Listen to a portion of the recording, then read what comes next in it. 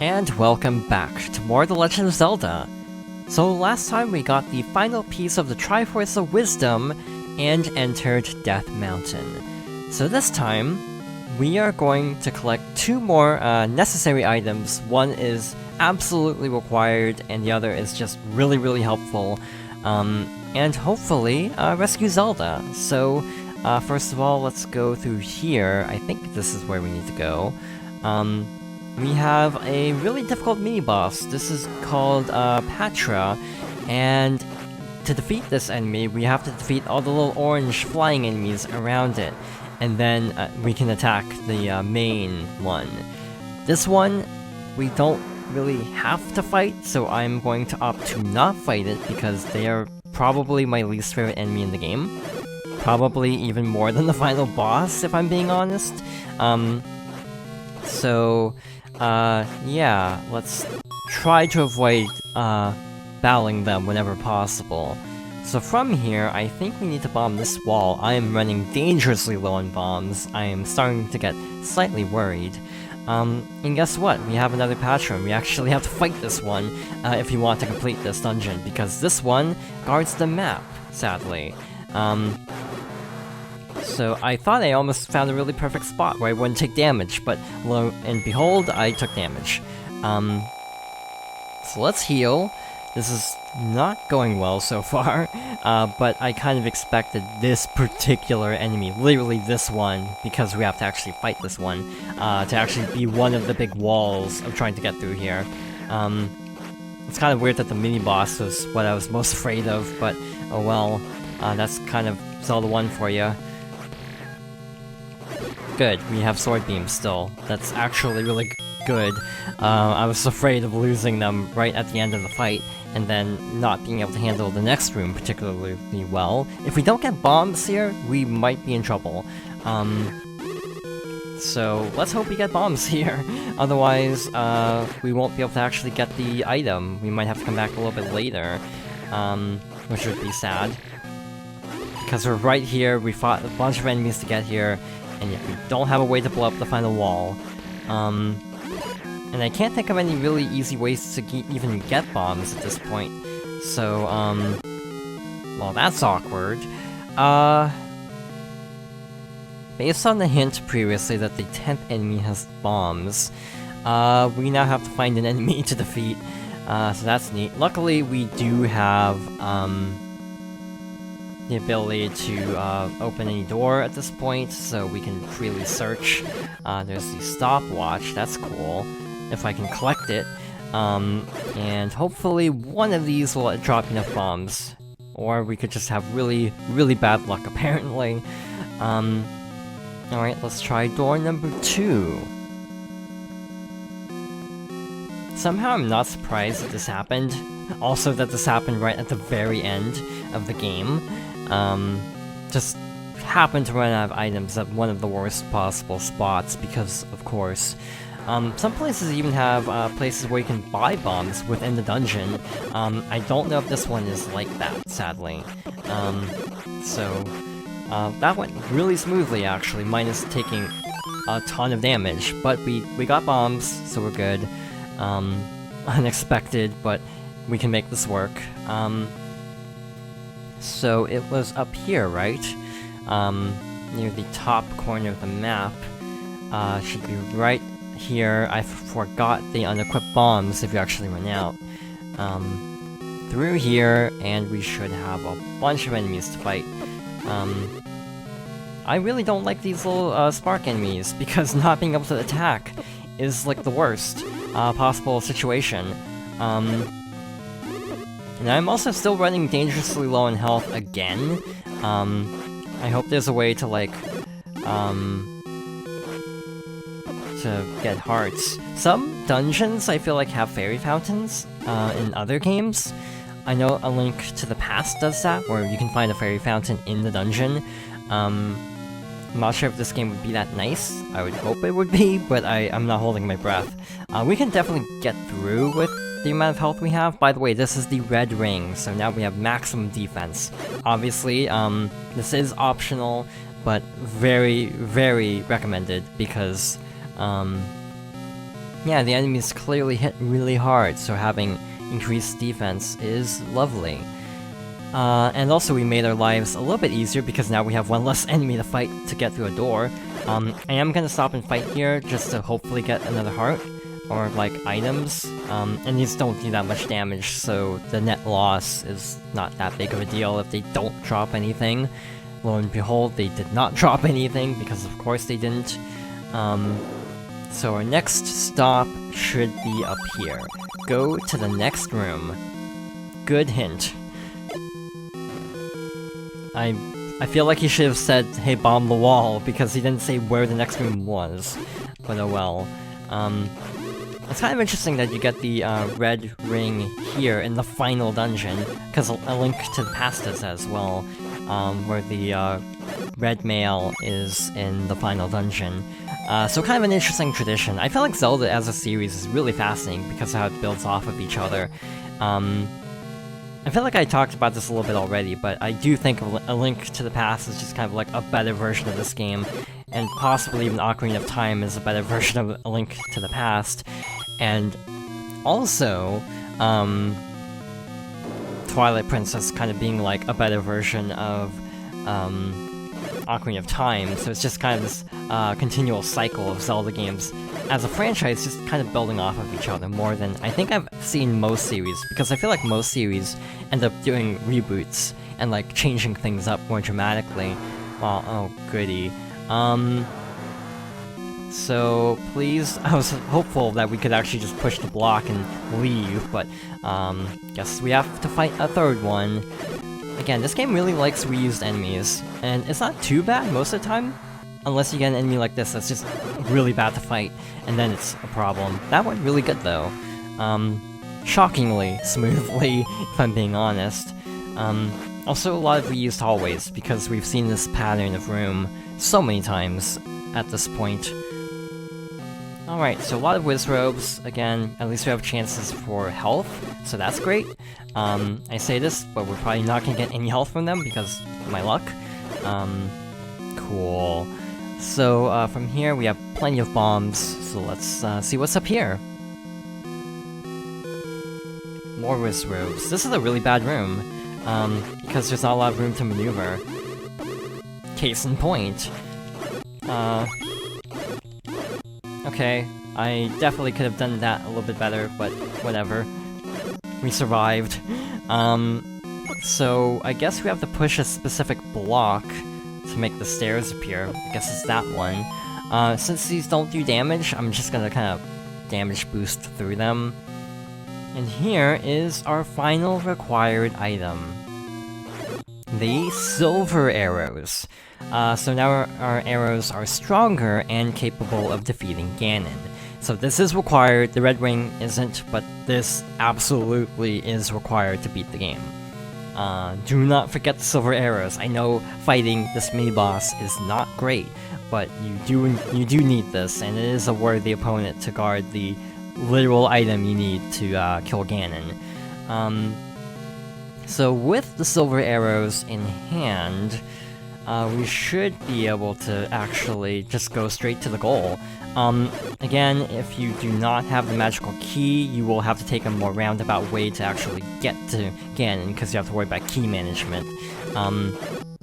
Again, this game is rough enough as is that I'm glad I don't have to worry about key management, personally.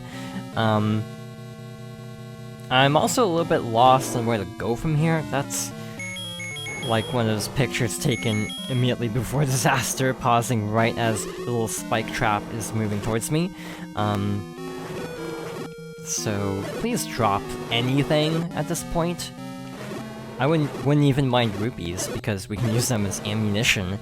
So it should be the next room. I hope it's the next room.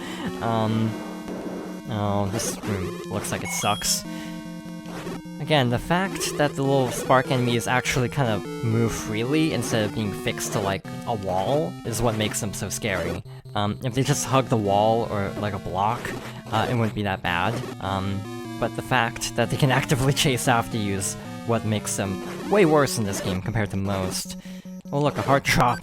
How convenient. let's bomb this wall. That is not bombs, that is magic wand. Should it be this one? Cool. So if we go through here... Oh good, more whiz ropes, just what I wanted to see. I feel like I'm gonna be super used to fighting them at this point, so that's good. Just as we're about to end the game. So that's a weird place for a staircase to be. But we can make it work. We should almost be to the end, by the way. We should only have like a few more screens to go.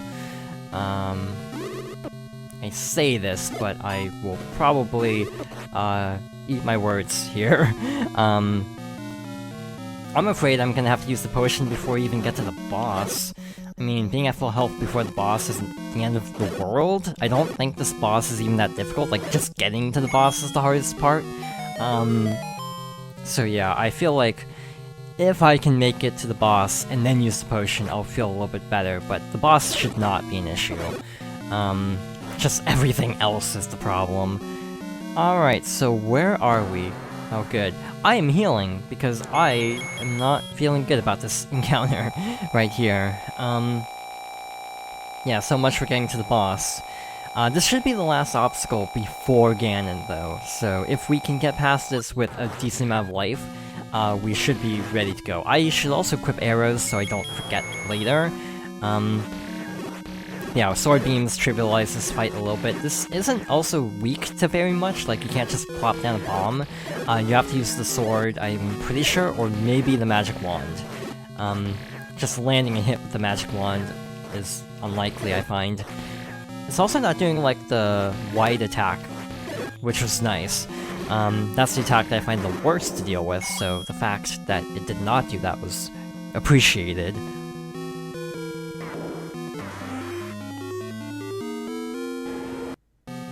And here we are, the final boss. So Ganon will just teleport around the room and attack you, so you have to hit him a few times. More times depending on which sword you have. And eventually, I think he'll turn red, and then you have to use an arrow. Yeah, now that we have full upgrades, this shouldn't be that bad. The worst part is just not knowing where he is. Alright. This is not going great. I suppose one strategy is to just stand in the corner and just wait until he's next to you, kind of, because you can't see where he is based on the fireball positioning. I'm not getting great luck here. And you can run into Ganon, and I'm pretty sure contact damage is a thing. And with that, we have defeated Ganon. For NES standards, this is kind of a grim demise. I didn't even realize there was a pun hidden in there if you have played a different Zelda game. Yeah, kind of dark for a Zelda, and also just an NES game in general, but with that, we have recovered the Triforce of Power. There's Zelda, we can now destroy these flames, and with that, we have reached the end of our adventure.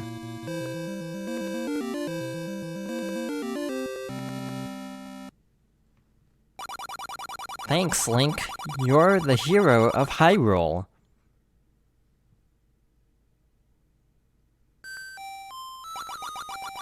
Finally, peace returns to Hyrule. The end.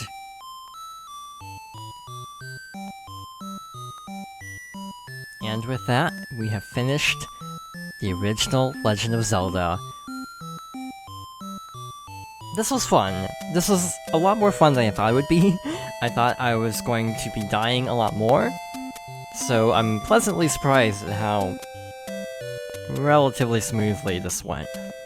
So there were a lot fewer credits than I expected. So another quest will start from here. Press the start button. So basically, you have a second quest. This is a recurring thing in the series. I know Wind Waker does it most notably. Second quest in this game is really interesting because there are two ways to unlock it. One, beat the game. 2, you can actually type in the name Zelda for your file name and access the second quest that way.